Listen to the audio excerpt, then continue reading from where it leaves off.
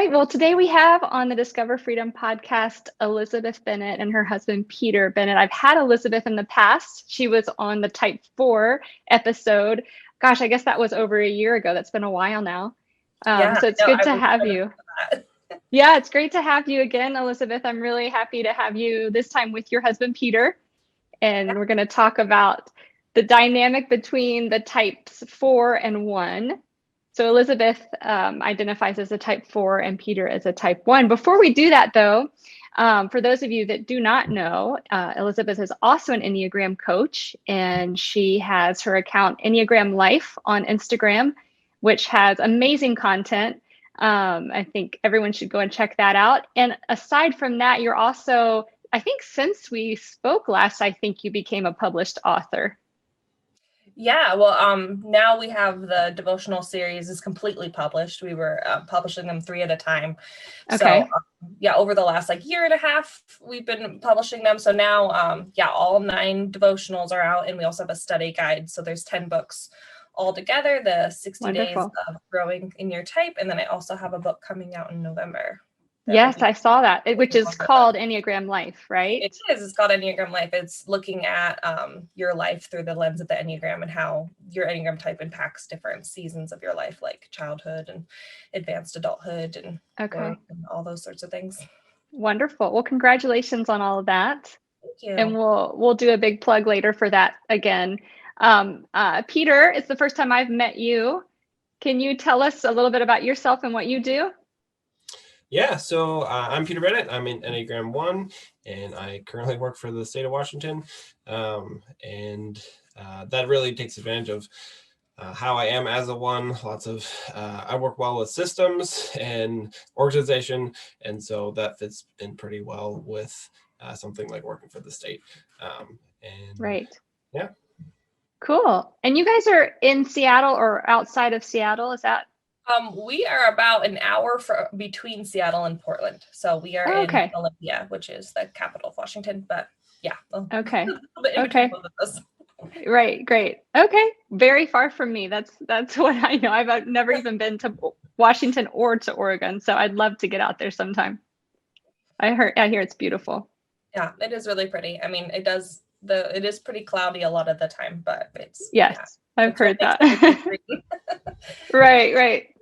Okay, well, let's get into the Enneagram a little bit. And I'd love to start by hearing you guys maybe describe each other through the lens of the Enneagram. Okay. I guess I'll go first. So, so Peter as an Enneagram 1, I think that really initially, even the things that drew me to him is that he is very consistent and responsible. And I knew that even without me knowing him super well, I knew that people trusted him just in general, that if you asked him to do things, he was going to do them. And so those were probably my first inklings of what you would call one-ishness. And then as we got together and getting to know each other better, there was this vein of rules that kind of went throughout just how he operates and things needing to be done a certain way. And I think we're used to people being relatively opinionated just because they're opinionated, but Peter is opinionated because he has found the right way to do things. Right. Or he has found what needs to be done in a certain way or whatever. And thankfully, how it has operated is that he tends to really care about the things I don't care much about, and I really care about things he doesn't care as much about. So that has been helpful. But a lot of angst, frustration, and a lot of motivation towards doing things the right way. And he was also very justice centered. You can feel that gut instinct when something is not right or something is not being done right or those kind of things. And so, I can feel a lot of that from him. Right. Yeah. Okay, great. And Peter, what would you say? For sure. So Elisabeth, my initial reaction when we met and started dating was definitely more picking up on how thoughtful she is and how intentional she is with things like gifts. And that's definitely matured to be really appreciating how different we are. And that I really care about structures and systems. Systems. things being logical and thought out. And I completely miss the relational, the emotional side of things that you don't really get to the structure if you don't get to the people. And Exactly. so I really appreciate how Elisabeth reminds me of those things. Even like last night, we had something where I reacted out of like my justice side, where like, no, this is wrong. We shouldn't do this. And she had to remind me like, well, but there's people involved. Like, Right. you have to remember to think about how they're going to respond to this. And came to a conclusion that we wouldn't have come to if it was just me making the decision. Right. Right. No, that's a great example. And I get it. I also am a 1. So I understand you, Peter. I'm right there with you. I get it. But no, that's great. And I wanted to talk a little bit. So usually, and you know this, Elisabeth, working with people, especially with the Enneagram, a lot of times in relationships, it's so easy to focus on what's different. And it takes a little bit more work to realize, hey, we actually have things in common. And the Enneagram helps with that because each type combination has those similarities. And sometimes we have to dig for them or live experiences to realize that we understand each other in certain ways. What have been some of your experiences where you have learned that you have certain things in common, and what would those things be? Yeah, so it's kind of funny because this last Valentine's Day, I bought Peter a mug that says Idealist because that is our commonality. Yes. And yeah, like you said, there's obviously so many differences. And I think when you get married, those tend to be the things that are really loud. But finding things that were similar. And yeah, I think that idealist vein is one of the things that makes us such a good couple, because I think it really helps us in our future planning and being able to really suss out what we want and how things should be and what we need to strive for and goals, and really helps us bond with each other over that, like how we want things to be. I think especially in like buying houses and stuff like that, I think that idealist nature actually really helped us to be able to not settle for things and actually really work for what we wanted. Obviously, both of us can tend to have idealize different things in general. Right, of course. You might be idealizing the cleanliness of our house, and I might be idealizing my son's birthday party and how it's going to make me feel. Those are different idealizations. And I think in those we can help each other because we get it. We get the angst and we get that feeling. Yeah. But we can also be like, well, but like, how can we like, what's the most reasonable outcome of this, and what's probably and like come back down. And I think because we understand that about each other, we're even more able to help each other in that. Yeah. And then obviously as well, we are connected by an arrow. And so Peter goes to 4 in stress and I go to 1 in growth. And I think in a lot of ways, that was one of the first things I noticed in our relationship, is just kind of this like, oh, like he does not think how I do, but it would help me if I thought how he did. And he is really helpful to me. Like, I think I even, I lean on him a lot even now when I get into those emotional spirals. Like he really, really helps me be able to think through things and come out. And so that's really, really cool. And it's been a really good nature of us being together. On the flip side, though, I have had to really learn that when he is in stress and is in that kind of mopey, moody zone, my instinct is not helpful for him. Right. I'm like, let's just go deeper. Let's just like sit there and like delve it out. And he's like, no, I need 7. Like I need distraction. I need to keep moving. And that's not my instinct to help him with. And so I've had to kind of lay down my pride in that I am the most helpful person for him to be like, no, probably not. I probably need to just do my own thing, let him work it out. Or if like try to suggest things that I know he thinks are fun or things like that. It's been interesting to have to work through that dynamic. Yeah, for sure. Now, so I was going to dig a little deeper in both things that you mentioned. As idealists, for those of the people that might be listening and thinking, well, what exactly does that look like for a 1 and a 4? Both a 1 and a 4 have this idealistic idea of what, or view of what the world could be like, what this beauty that they see, this end product. And like you said, it's different for the 4 and for the 1, but they understand each other, that they're both striving for something better, and they can see it. They can actually see it being materialized. And that could be really exciting. That can be something that you guys can encourage each other in, which I think is great. I also did want to dig into the lines and arrows. Do you have any examples? You don't have to get really, really vulnerable, but do you have any examples of like when you've been able to meet in the healthy part of a one when you're growing in that, Elisabeth, or on the flip side in that maybe unhealthy funk of a four when he's under stress? Do you guys have any examples of what that looks like? Can you think of anything off the top of your head? I'm not sure. Okay, because I have examples. I was just gonna let you wanted to. I might think of one. Yeah. No, I think, yeah, I could see a lot of us meeting together in one when we are working together on projects, and that's part of the nature of even how we have come to be as a couple, because we kind of both are in this same, working for this same small business together of doing the Enneagram stuff. And I think when we are working on graphics together or we're working on copy editing and stuff like that, both of us can kind of meet in that one-ish space, and like even you know, butting heads a little bit, because I think we could both get kind of perfectionistic in our own ways about how we want things to be. But I think us both really caring about product outcome and helping people has been really bonding for both of us. So I definitely see us both kind of getting into that one-ish space when we're working together and in more working environments. And then I know Peter has mentioned before, music is a huge way that he expresses himself, especially I think in seasons of stress, and it's something that helps kind of ground him. And music is also something that has always been a really big deal to me as well, and is a really big part of us first getting together. But he's a lot more musical than I am.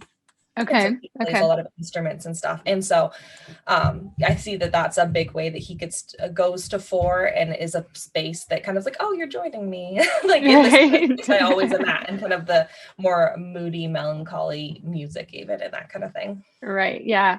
And Peter, do you feel like that music is maybe a way for you to express those feelings that you normally wouldn't express, or to feel those feelings even? Definitely. Yeah, music definitely brings that extra sense of expression, and just experiencing, you know, someone else saying words that you can't say. Or usually it's, for me, it's more the moody Christian music where we're, you know, crying out to God, like those are especially helpful in those times. But also it's interesting because music like has rules and structure built into it that most people don't think about. And so I think it's a nice meeting of both the creative side and the, like there's a chord progression, there's order to the creativity. And so it even helps me, like if I am in that mood, playing music especially will help bring my oneness back. No, that's great. And that's a great way to look at it. I had never thought of that, the kind of the mix of, you can find perfection in music. Most people don't think of that, but if you look under all the layers of it, there's actually a reason to it. There's an explanation for it. And I can see that being very appealing to a one, for sure. Yeah, no, that's great. So let's get into a little bit of the differences, which of course there's probably a lot more and they're more obvious. Ones and fours can be very different in a lot of ways. Are there some things that come to the top of your head when you think of how different you are? I think probably the most obvious one is how we both handle emotion. And how I cannot hide my emotion necessarily, and how it's kind of just like free flowing. Whereas I feel like sometimes it takes him a little digging, or what's kind of right under the surface tends to be frustration, anger, which is not my go-to at all. I get a lot more weepy, sad. And so I think that that's definitely something we have had to learn about each other a lot, is that, I am more emotionally open, and that's not just like a female male difference. It's actually down to like what our personality is. And just because he is not being free flowing of emotion doesn't mean that he's withholding something from me, which I think was kind of my automatic assumption when we first got together, is like, oh, obviously he's like this too. He's just not showing it. Yeah, I would say it definitely comes out more how I mean it in all situations, but I I would probably categorize things, at least for me, in like 3 different scenarios. So there's, happy, sad, angry.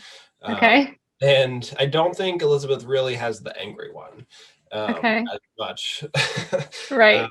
Because that's usually, if it's a bad situation in any means, anger is definitely my go-to. And so for a situation to be like truly just sad without there being a frustration within that situation, those would be like the only times where I would get sad if there isn't a frustration aspect of it.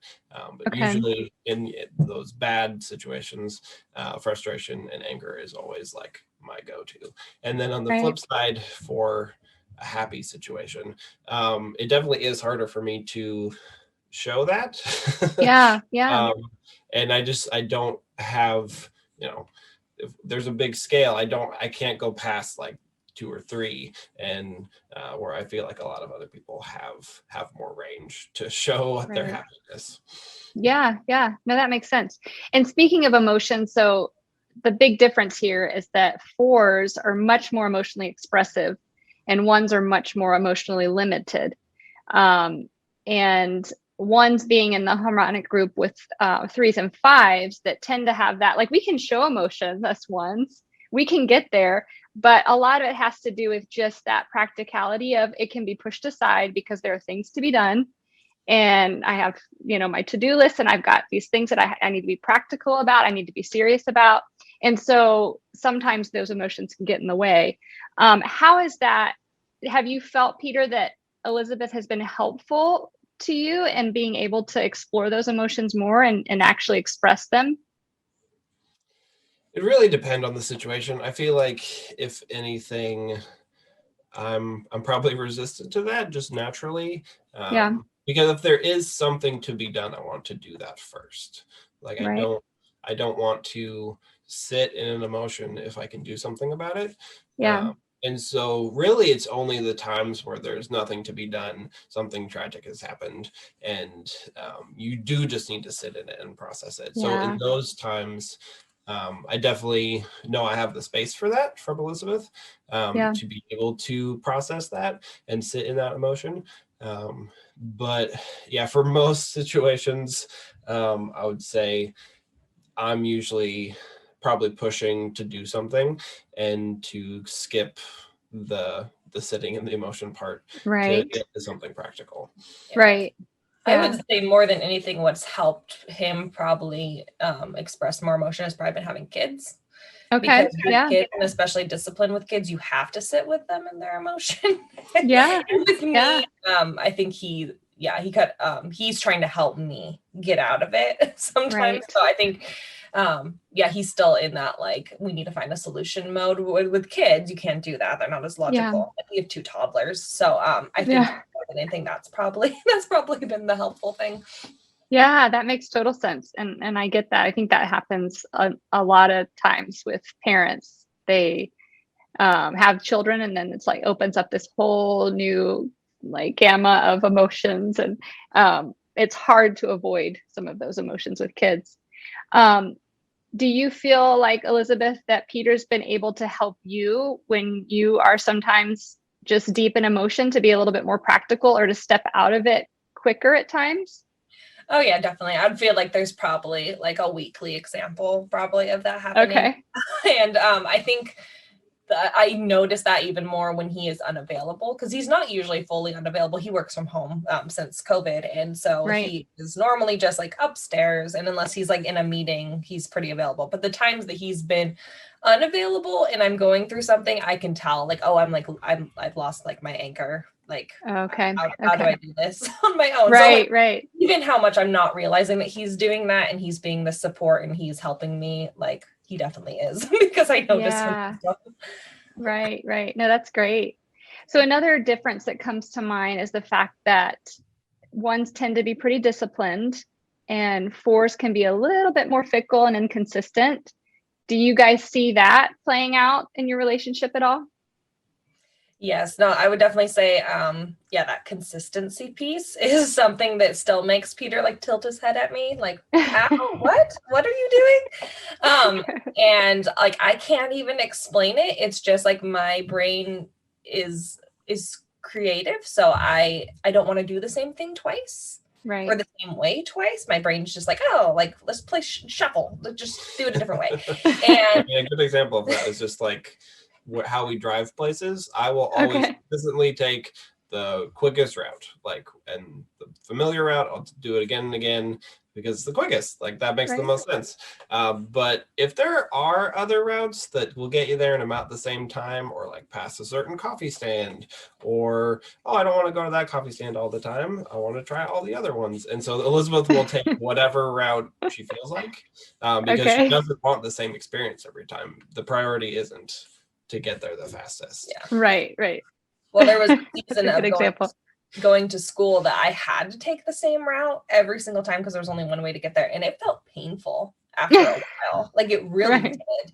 And so I think I try to shake it up so that I don't get tired of where we live even. Yeah. I think I would eventually want to move if I had to only drive the exact same way all the time. Like I think I just need that variety. But I know that even when we first got married, I would like look at Peter and like he would put on his jacket the exact same way, like every single time, like throw it on the same way, zip like to exactly the same spot, button. And just like, what in the world? Like it was so weird to me that he could do that with such consistency.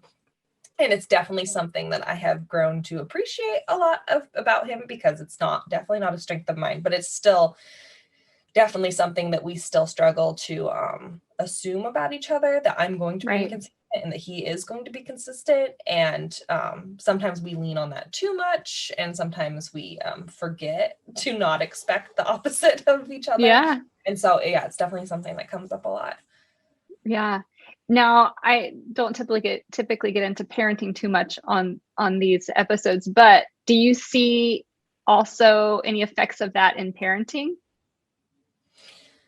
Yeah, definitely with parenting. I mean, in the new book that I'm writing, I named one's the consistent parent. And I think a huge part of that is from how I have seen Peter parent. And I think that that's amazing because obviously kids need consistency.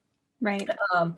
But yeah, no, that's definitely been a big part of how Peter is with our kids. Like even from the things they expect of him, like playing the exact same games every time he comes down, like putting ice in their water, like just things like that I'm like, man, I would have never set that precedent because that would drive me crazy. Like I don't want to play the exact same game every day or be held to these standards that he has set up for our kids. But ultimately, I know that that's helpful for them. So I try to abide by what my kids are now expecting of us, right? As much as I can, while also, I don't know, being kind of more the emotional barometer for them, and kind of more true nurturing parent. Yeah, no, that's great. Does that ever get frustrating to you, Peter, the inconsistency? Yeah, for sure. Like, and there's definitely probably daily things that I do consistently that I either realize like, oh, I didn't always do it that way, but now I do it that way. And I need to tell Elizabeth that like, this is how we should probably do this. Or things that I know I do consistently and I know Elizabeth will not do consistently. And I need to just not worry about it. Right. Which is hard. What it's going to be. Yeah, which is hard for a one to do, especially if we think it's the best way for it to be done or the most practical way or efficient way for it to be done. Mm-hmm. It's tough, but I think it's great. And I love talking to couples that have distinct combinations because there's such beauty in those differences. And when you're together for a while and you learn to start working those things out and actually allowing the space for differences, it can be such a beautiful thing because we can get so hung up on especially things being done a specific way, or even the ideals that we have for the relationship, both types, and we can get so hung up on those things and not allow for differences, and we miss out on so many wonderful moments if we can't understand that. So I think that's great. So if I were to ask you guys what advice you would give either to another couple that's a 4-1 combination, or maybe to someone that's in a relationship with a 4 or in a relationship with a 1, what would you guys tell me? Okay, well, I can talk to 4s, give advice for the 1 to for the 4 and for the 4 to other people. So I would say in a 4-1 combo, what I would say to 4s is that you will need to let go of them understanding you fully, because they will never completely understand why you are inconsistent and why you are emotional the way you are. It literally will never make sense to them, but that does not hinder their ability to love you. Yeah. And I always say that, like, Peter doesn't understand me. I have become predictable, but he doesn't understand why, or he doesn't like get it, which is fine. Cause like, yeah, that's part of my individuality, and that's part of what makes me me, and it's part of what makes him him. And we can fully love each other and serve each other without that piece. And I think a lot of times 4s will put understanding up on a pedestal. And if you cannot fully integrate yourself into my experience and understand why I am the way I am, then you cannot fully love me. And I just don't think that that's completely true. I think that there is a part of it that we like being misunderstood. And I think that we kind of need to embrace that part of it in some parts with our marriage. And then to people who are just in a relationship with a 4 in general, I think my advice would be, when they are in this emotional spiral, to offer them things that they like. And so, I feel like Peter has gotten really good at, like, do you need to go take a nap? Do you need to go be alone? Do you need coffee? Do you want to go to the thrift store? Do you like, I think when you get so deep into an emotional thing, it's hard to think. Like, you don't really have access to that thinking part of your brain. And so you can feel really stuck and not really know how to get out, and doing something is always helpful. And so having someone who can access those things for you when you can't, and you can even have your 4 write what they think is most helpful for them when they are not in that emotional spiral, and you could just pull it out like a cue card. Do you want this? Do you and kind of go through it? But I think that is definitely a really good thing for other types to keep in their back pocket when it comes to dealing with a 4, because if you just leave them in their melancholy a lot of the time and you don't have tools to help them, you will probably drive yourself crazy. No, that's really good. That's great. Peter, any advice that you would give?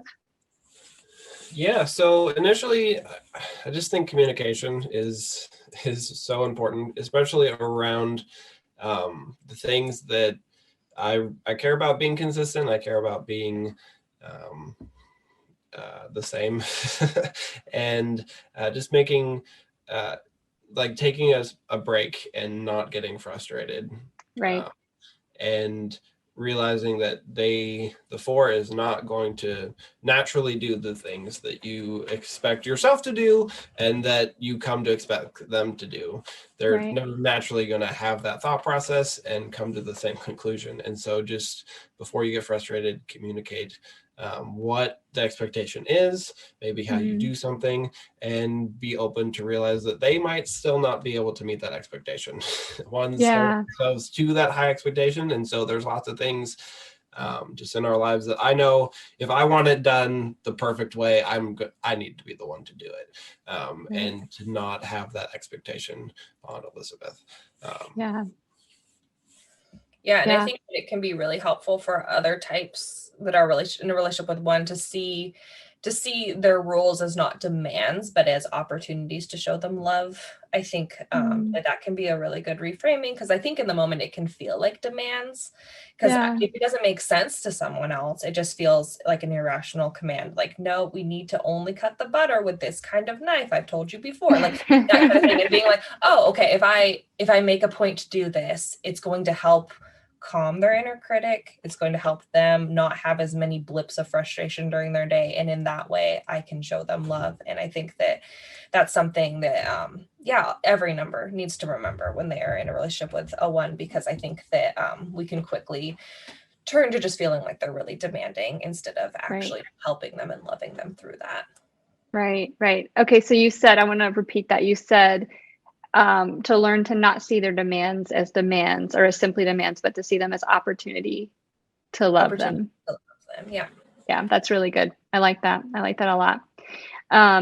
And I'd like to ask one more question. This is kind of more centered on the 4, but I think, and I don't know if you get this too, Elizabeth, but as an Enneagram coach, I get a lot of relationship questions. That's probably some of the biggest questions. And a lot of them come from fours or about fours, trying to understand fours, I think. And then the flip side, the fours trying to really understand what it is that they're looking for. Because if we go back to that idealist, a lot of the idealism in a four has to do with emotions and expressions and beauty and love. And so in relationships, I've just seen that there are a lot of fours that, this is before marriage, have a hard time because they idealize what they want in this relationship. And even though that person might be a wonderful person, a wonderful fit for them, there comes this point where something just doesn't fit with that ideal that they have. And then there's a tendency to let it go. Is there anything that you can speak to that? Does that make sense what I'm asking you? Yeah, no, I definitely know what you're hitting on here, because yeah, I've definitely experienced this from fours as well. And I think a huge portion of it is fours are addicted to longing. And we love longing. As complicated as that emotion is, like I always gravitate towards like breakup songs and like same songs, even though I'm like happily married. It's just something that feels really good to me. And so I think when things become commonplace and status quo, fours look for what's wrong to create a sense of longing. And that can be really dangerous in a marriage and in a relationship, because ultimately fours also hate that they're inconsistent, and we hate that we're fickle. And if we jump from relationship to relationship to relationship, it's only proving that to ourselves, and we hate that and we self-deprecate about that. So I think all fours need to come to a point in growth where we can, if we want to long and idealize, we can do that to the person we have. Yeah, that's good. I think a huge part of how I do that and how I help Peter help me do that is by telling stories of when we were first together. Like I'll just keep asking him like, oh, how did this feel? Or like, what were you thinking when this happened? Like all those questions you can ask in the moment. Like just reliving those times that there was a ton of longing and a ton of idealizing, and placing that back on him, instead of like that's good for an outside source. And it's not a natural thing to do for fours, because I think we like new, exciting, creative, like all those things. But we can definitely try to feed that for the spouse we have. And then we can also listen to breakup songs and watch romantic movies and try to get that itch other places too. But at the same time, in reality, trying to idealize the person we have, and also telling ourselves the truth about the person we have, of like, there are so many reasons why I love this person, and they're not perfect, but you pick your poison. Everyone, you're going to pick a bad part of everyone. And I think the more that I've even interviewed every Enneagram type, I'm like, wow, all of us have our problems. I couldn't have married just a different Enneagram type and it have gone better. Like it's exactly, there's going to be problems everywhere. And so ultimately I'm very satisfied with the problems that I picked. No, that's good. That's a great way to look at it. And I love that. I think that's helpful because like I said, I mean, there's all these questions out there about relationships. And I think fours really, really get curious when they discover the Enneagram. And I think it's kind of this like, ooh, what's that best number that will fit all of these, like you said, the word longings that I have for a relationship. And so I think it's important. And I think it's a great opportunity for others to hear from a four about that. So I think that's great. And I really appreciate the advice that you guys share. And you just said it too, Elizabeth, people want to know, oh, well, if I'm this type, what type should I look for? And I'm in this relationship, should I get out because it's not the best type for me? And those kind of questions. And I always tell people, and I'm sure you do the same, any combination can work. The important thing is that both people are on their own journey to be their healthiest version, that they're in it to discover and to learn more about each other. And so I think it's just a matter of this self-awareness and being in the healthiest place that we can possibly be, and both people working towards that. And the purpose of this dynamic duo, these episodes, is for other people to be able to listen and realize, oh, okay, we're not the only ones that go through this stuff, or I'm not the only one that is married to a one and doesn't understand these things, or whatever it might be. So I really appreciate your time, and I appreciate you being transparent and sharing these stories, because I know it'll be helpful for other people. Yeah, no, I definitely hope it is. I definitely encounter a lot of people that are 4-1 coupling, whether that be the same genders as us or opposite and whatever. Right. And I think, yeah, people always say like, oh, like it's interesting. And I'm like, it is interesting, but it Yeah. also is good. It like, I think, yeah, like you said, like each pairing, if you guys are both working on, yeah, growing as individuals and trying to help each other and love each other, like every single pairing has really, really good parts Yeah. to it that are really unique to that own pairing. And yeah, I think looking for the beauty in that specifically is really helpful. Yeah, I totally agree. I totally agree. Well, I really appreciate you guys being here with me today. And before we end, I just want to again give a plug to Enneagram Life. You can find Elisabeth, it's enneagram.life, correct? Yes. On Instagram. What's your website? So my website is Elisabeth Bennett, Enneagram.com, and Elisabeth is spelled with an S and Bennett's 2 N's and 2 T's. Yes, that's right. Just like Pride and Prejudice. Which yes, that's great. Okay, and then also your books, I'm gonna make sure to connect all of that to this episode, but people can find your books on Amazon, right? And probably on your website too. Yeah, pretty much everywhere books are sold, but Okay. Amazon is definitely probably the easiest for most people. Yeah, if you search my name with that specific spelling, all of my books will come up, and so that can be really helpful. But yeah, we have a devotional for each different Enneagram type. They're all out now, as well as a study guide, so everyone in a group could buy their own devotional, and the study guide links them all together for you guys all to meet. Perfect. Yeah, and then we have the book Enneagram Life coming out in November. Wonderful. That's great. I can't wait to get a copy of it. And again, I really thank you guys. Appreciate it. Enjoyed talking to you. Yes, thank you so much, Thanks. Misty. All right. Thank you guys.